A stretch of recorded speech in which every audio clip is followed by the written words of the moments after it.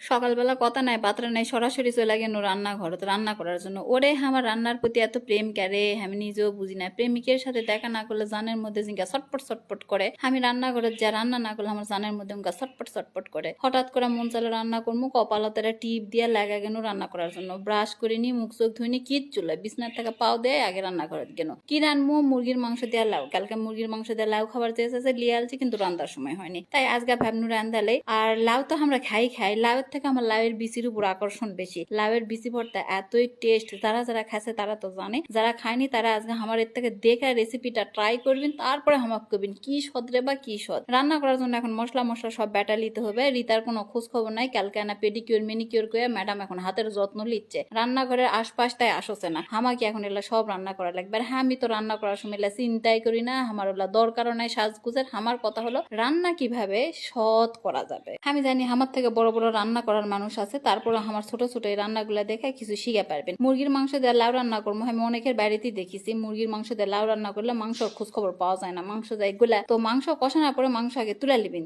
যে ময় মশলা থাকবে সেটি লাউ দিবেন, দিয়া সুন্দর করে লাড়া চাড়া সিদ্ধ করে নিবেন। লাউ সিদ্ধ হতে যতক্ষণ টাইম লাগবে মশলাগুলা ভিতরে ঢুকা যাবে, এত করে মাংসটা আর গোলা যাবে না কো। আর আমি কিন্তু এক ফোঁটাও পানি দিইনি কো, তাই তোমরাও দয়া করে লাউয়ের মধ্যে পানি দিবেন না। লাউয়ের যে মিষ্টি ভাবটা তাহলে সেটা নষ্ট হয়ে যাবে। তারপর লাউ যখন সিদ্ধ হয়ে যাবে এখন মাংস দিয়ে আস্তে আস্তে রানবি। আর রান্না করার সময় দয়া করে তাড়াহুড়া করবি না, এটা এমন কোনো কাজ লয় যে তাড়াহুড়া করা লাগবে। ধৈর্য ধৈর্য ধৈর্য ধরে রানবেন, স্বাদ হবেই হবে। আমার তরকারি কমপ্লিট, এবারে আসো ভর্তা বানানো শিখাই। এই যে লাউয়ের কিছু বিচি আর চোচা লিছি, তারপরে পেঁয়াজ দিছি, পেঁয়াজ গুলাকে ঝুরি কাটা হয়েছে না, মোটা কাটা লাগলো নি, কাঁচা ঝাল, লবণ আর হলুদ, আর কিচ্ছু দেওয়া লাগবে না, দিয়া বসা দিবেন আস্তে জালত। এর মধ্যে ফোন দিল রুবেল, একমাত্র তো রুবেলই আমার কন্টিনিউ ফোন দেয়, এছাড়া তো কেউ আমার খোঁজ খবর লিবে না। সকালবেলা হলে আগে 12টার সময় রুবেলের ফোন আসবে, আপা প্রোডাক্ট কি কি লাগবে। রুবেলই একমাত্র হাঁক ভালোবাসে। যাই হোক, রুবেলের সাথে কথা কতে কতে ভর্তায় দেখি না রেডি হয়ে আসছে। এই যে ইনকেরা লাল লাল করে ভাজবেন, বেশি ভাজার দরকার নাই, তাহলে তিতো লাগবে। কে নরমও করার দরকার নাই, তাহলে ভালো লাগবে না। ইনকা লাল লাল করে ভাজা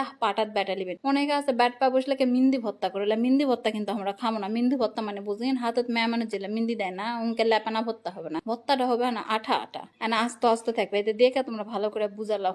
বা বাটা বুটা শেষ, এখন মাজা ঘুষা শুরু। যত যা ভরি চাল্লা সব। আমার তো সুচি বাই রোগ আছে, এটা টানা কিছু বললে সেটা আমার আর চলবে না। তারপরে আমি এগুলো সব ব্যাবাক মাজা টাজা রেডি করে লিচ্ছি। এলা করতে করতে রিতাকে চাপু এত ভালো মন্দ রান দিচ্ছিন, আনা বাড়িত ফোন করে আন্টি কার হুড়া এক আসবার কই আমারই মাথাত নাই কো, আমার মা কোয়া লাগবে, আমার ম্যানেজার আমাকে করছে আপু আনা আন্টিকে আসতে কই। আমি দে ফোন দে, আমি কিন্তু আর ফোন দেয়া পারনো না। তার মানে বুঝো আমি নিজের মায়ের বাপের সাথে ঠিক মতো কথা কওয়া পারি না। আর আমি বলে মানুষের ইনবক্সে আসো কথা শুনবো। যাই হোক, আজকে রান্নাত কি কি আছে ভালো করে রেসিপি গুলা ভালো দেখে লাও। এর মধ্যে রিতা আমার মা ফোন করে করলো, আর মা করছে 2টার সময় তোরা ফোন করে দুপুরের দাওয়াত দিচ্ছু, তোকে খিলানার মন মতলব আছে, লে ভাগ্যিস ভাত খাইনি আসিচ্ছি। এই যে আসে আমার মা শুরু হয়ে গেল, কি তুই জানিস কতগুলা তুই ভুল করছো নওগাঁর ভাষাত, এলা সব ভুল হচ্ছে, এলা ঠিক করে নিব। ওরে বাপ রে বাপ, এতদিন আমার মায়ের কাছে যদি আমি একটা গ্রামের ভাষা করছুনি তো কুঞ্চিটা পিটিচ্ছিল, আর এখন আসে আমার মাই আমাকে আরো গ্রামের ভাষা শিখেছে, দুনিয়াটা কোনটে চলে গেল। যাই হোক, গোসল দেওয়ার পরে আমাকে যা সুন্দর ফ্রেশ লাগিচ্ছে। আর দেখো দিন আমাকে দেখে কেউ কবে আমি সকাল থেকে এত কাম করেছি, খালি রান্না, তারপরে গুছান মুসা হাসা কত কাম করেছি, দেখা বোঝা যাবে না। যাই হোক, এখন ওয়েট করছি আমার ভাই ধনের জন্য, আসছে না এসারে ওসারে বসে আছি, সোরা আসছে না। প্রায় 30 মিনিট ধরে আমরা বসে আছি ওর জন্য, শেষ পর্যন্ত ব্যর্থ হয়ে বসে গেল ভাত। এমনিতেই সকাল থেকে কোনো কিছু খাইনি, এক ফোঁটা পানিও লয়কো, তার উপর দুপুরও পার হয়ে যাচ্ছে, কিরকম লাগে। সোরা আসছে না, এদের শেষ পর্যন্ত আসলো। আমার মা অনেকে কি কয় কমো আমার পাটা আসছে না কে।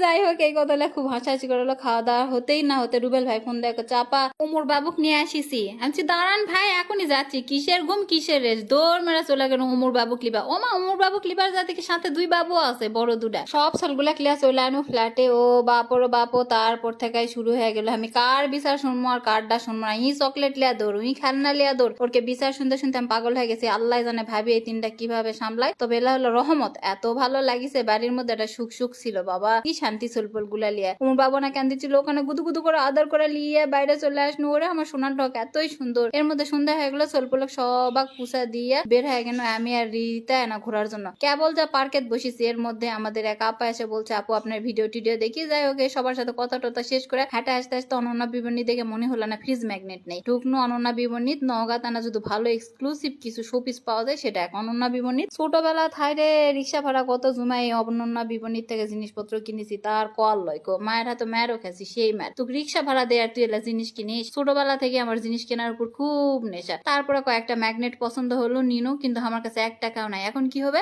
ও রিতা ম্যানেজার আছে তো, রিতা ঠাস ঠাস করে বিকাশে সেন্ড করে দিল। আবার চলে গেল হাঁটতে হাঁটতে। কি মনে করছেন কেনাকাটা শেষ? হাট পার বেরোছিল, হাট পার বের হয়ে দেখো আমার কেনাকাটার ধুম। তারপরে যা অযথায় জুতার দোকানে ঢুকনো, একটা জুতা ভাল লাগলো আমার লয়, অনেকের জন্য। অনেকে ফোন দিনু, প্রথমে ফোন ধরলো না, পরের বার ফোন ধরে বললো আপু তুমি কিনিছো মানে ওটা আমার পছন্দ হবেই হবে, লিয়া চলে আসো। ওর সাথে না কিছুক্ষণ কথাবার্তা কোনো, ওরে আমার হাসি, আমি ক্র্যাশ খেয়ে যায় আমার হাসি দেখে। এই জুতাটা আমার ভালো লাগছিল, তারপর আমি অনেকের জন্য জুতাটা লিয়া চলে আনো, পরে যাই হোক অনেকেরও পছন্দ হয়েছে, আলহামদুলিল্লাহ আমি খুবই খুশি। ওর থেকে বের হয়ে চলে গেল বাইরে। হাঁটতে হাঁটতে মনে হলো ওহো প্রেসে তো যাওয়া লাগবে। ওর থেকে আবার গেল প্রেসে যা দেখি এমদাদ ভাই নাই, এই ভাই ছিল, উনি আবার আমাকে হেল্প করলো, কতটুক কি লাগবে সম্পূর্ণ বাজেট দেয়া দিল। পরে প্রেসে আসা অর্ডার দেওয়া যাবো ডিজাইন সহ। এখন পার হয়ে যাচ্ছি ফুলপট্টি, কিছু না ফুল কিনবো। এর মধ্যে রিতা কই যাচ্ছে আপনি?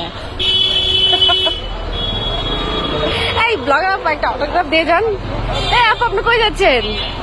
এলা রিতার দুষ্টামো কাজ। যাই হোক ওর থেকে চলে আসনো এটিএম মাঠে, চকলেট খামু দুই বোনে বসে থাকে, আর ওই যে ফ্রিজের ম্যাগনেট গুলা লিজি, কি ঢকাল। তারপরে বের হয়ে আসলাম বাসায় যাওয়ার জন্য। এর মধ্যে ফোন, আমার বাসায় আত্মীয় স্বজন আসবে। রাতে 9টার সময় যা রান্না করো, রাতের 3টার সময় ঘুমাসি সেদিন। এই হলো আমার জীবন, কোনোদিন ফ্রি নাই। সকাল থেকে আবার মিশনের মতো চলো। থাকো গেনু, আল্লাহ হাফেজ।